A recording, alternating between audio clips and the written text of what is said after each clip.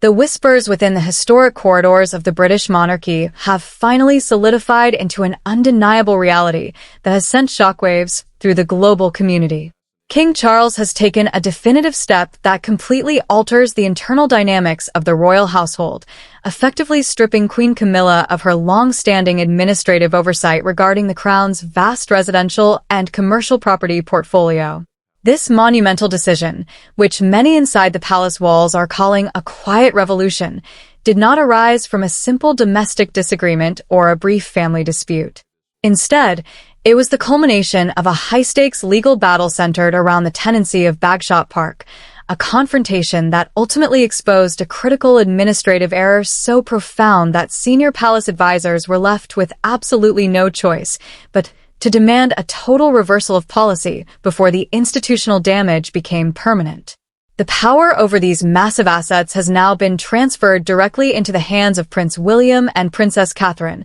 establishing a new paradigm of governance that places the future of the House of Windsor firmly within the framework of modern legal accountability and strict financial transparency. To understand how this extraordinary shift occurred, one must look closely at the toxic atmosphere that had gradually suffocated the palace over the past several weeks, an environment created when a routine review by the National Audit Office into residential properties was unexpectedly weaponized by the Queen Consort's faction into a calculated internal political purge. The primary targets of this aggressive administrative maneuvering were the Duke and Duchess of Edinburgh, Prince Edward and Sophie, who have long been recognized as the quiet, hard-working backbone of the modern working monarchy. Under the guise of fiscal consolidation and institutional streamlining, Camilla's closest advisors sought to force the Edinburgh household into administrative submission by threatening to reclaim private revenues and unilaterally redraw the long-standing residential boundaries of their Surrey estate.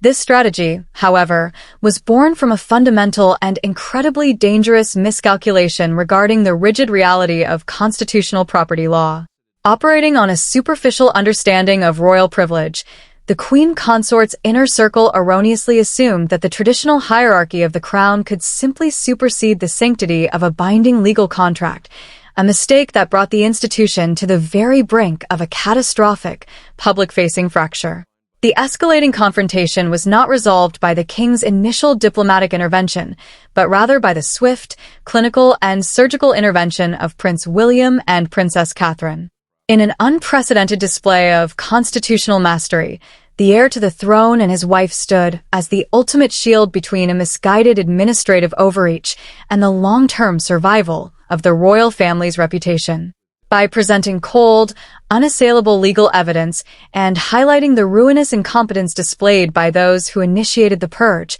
William and Catherine dismantled the case against Prince Edward with absolute precision. The king's subsequent decision to elevate the Prince and Princess of Wales to the position of supreme arbiters over royal assets serves as a profound institutional signal, representing a tacit admission that the campaign spearheaded by Camilla was a grave error that risked exposing the monarchy to devastating, headline-grabbing litigation at a time when the family is already facing acute personnel shortages and physical exhaustion. By attempting to dismantle the independence of the Edinburgh household, the Queen Consort had inadvertently placed the entire sovereign enterprise in jeopardy, making the king's intervention an absolute necessity to secure the loyalty of his most reliable family members and bring a permanent end to aggressive, ill-informed administrative maneuvers. The keys to the royal corporate entity have now been placed in the hands of the generation that thoroughly understands the intersection of law, math, and public value, proving that the battle for Bagshot Park was never merely about a few stable blocks, but about the very soul and survival of the contemporary British monarchy. The true foundation of Prince Edward's defense lay not in appeals to family sentiment or traditional royal deference, but in the unyielding power of the original, unredacted lease extension documents signed back in August 2007. When the high-stakes confrontation reached the administrative tables of the palace, the legal team representing the Duke of Edinburgh systematically laid out the heavy financial truths that completely disconnected the Queen Consort's narrative from reality. Prince Edward did not occupy the historic Surrey estate through a simple gesture of royal favor or a vague, revocable family understanding. Nearly 2 decades prior,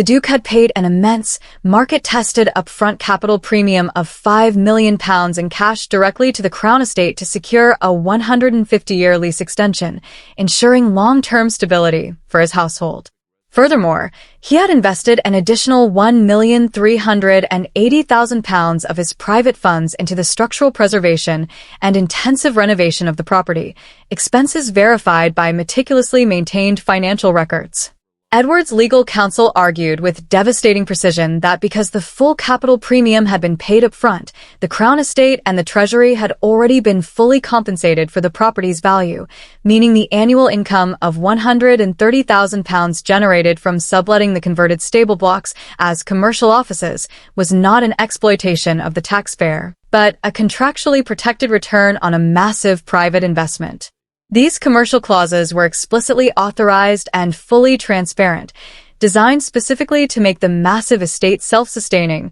without relying on the sovereign grant. Under British contract law, any unilateral attempt by the palace administration to seize these private funds or alter the estate boundaries without mutual consent would constitute a flagrant, legally actionable breach of contract that would instantly collapse under a formal judicial review, dragging the inner workings of the palace into a public court proceeding. This was the exact moment where the lack of expertise within the Queen's faction became painfully apparent, as they had walked into a trap of their own making by failing to consult the original legal provisions. Recognizing the systemic crisis spiraling out of control, Prince William and Princess Catherine stepped into the breach with strategic clarity, viewing the campaign against the Edinburghs as a dangerous erosion of the stability of the monarchy. William approached the crisis with the analytical rigor of a modern sovereign leader, reviewing the audit findings against constitutional requirements and presenting a formal memorandum that detailed how the proposed actions violated long-standing contractual obligations.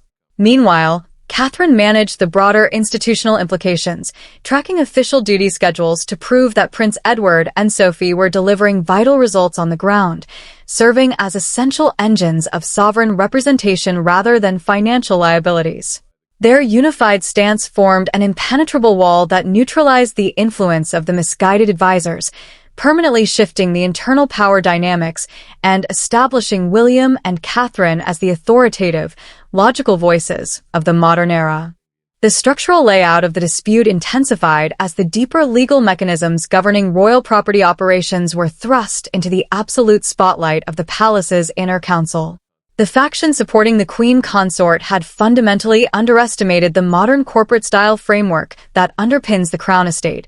operating under the ancient and obsolete assumption that the reigning monarch's immediate family could alter active contracts at whim. When Prince William took active control of the investigative oversight alongside Princess Catherine,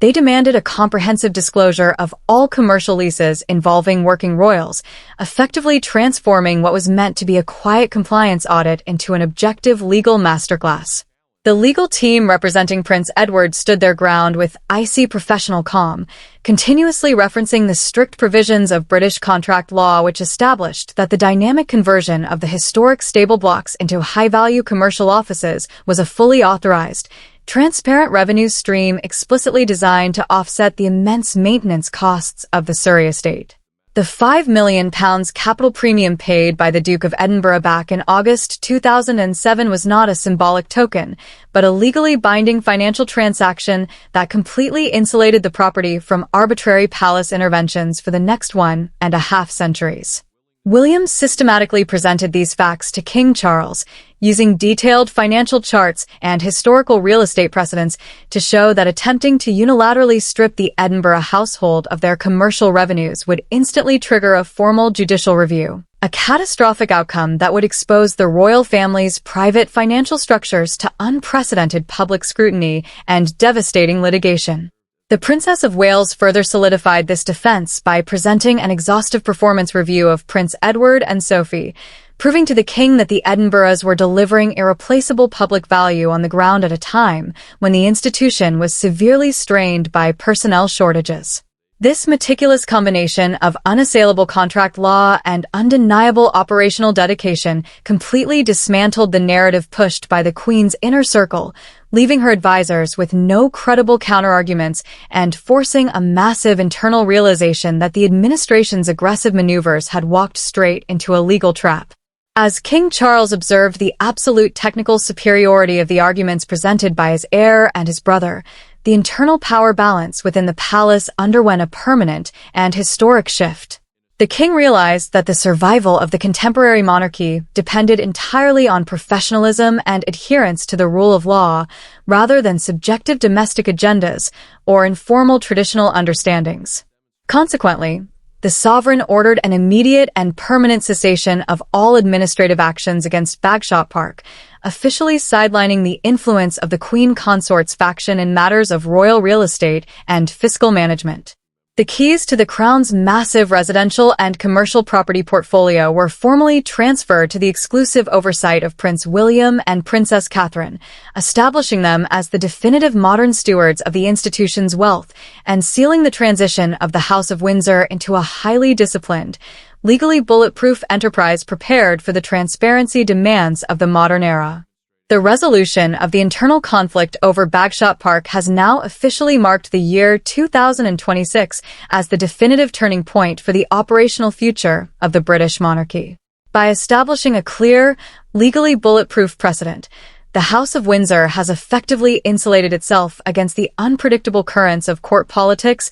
and arbitrary administrative overreach. Under the new management framework solidified by King Charles, any future negotiations regarding royal leaseholds, commercial investments, and residential real estate boundaries will be heavily scrutinized by the generation that respects the absolute letter of the law. Prince William and Princess Catherine have assumed their expanded responsibilities with an unwavering commitment to corporate-style transparency, ensuring that every financial transaction and tenancy agreement within the Crown's vast portfolio is aligned with modern legal standards and public value. The dynamic alliance between the Prince of Wales and the Duke of Edinburgh has significantly strengthened the internal cohesion of the institution, creating a multi-generational front dedicated entirely to self-sufficiency and national service. Prince Edward and Sophie have emerged from this intense administrative ordeal with their reputations as the essential, hard-working anchors of the contemporary sovereign state deeply enhanced, proving to the wider charitable and business sectors that their private revenues are vital mechanisms for preserving historic properties without relying on additional taxpayer funding from the sovereign grant. The palpable relief throughout the royal households indicates that the shadow of the controversial audit report has been permanently lifted, replaced instead by a highly disciplined, transparent operational structure where vague traditions and informal family understandings are officially a thing of the past. As the permanent secretaries of the Treasury and the administrators of the Crown Estate adjust to this new reality, the fundamental lesson of the Bagshot Park crisis remains absolute. The ultimate stability of the Crown does not depend on the subjective centralization of power, but on the internal strength of its legal foundations, the professional execution of public duties, and the ironclad commitment of its future leaders to always respect the undeniable validity of a signed contract.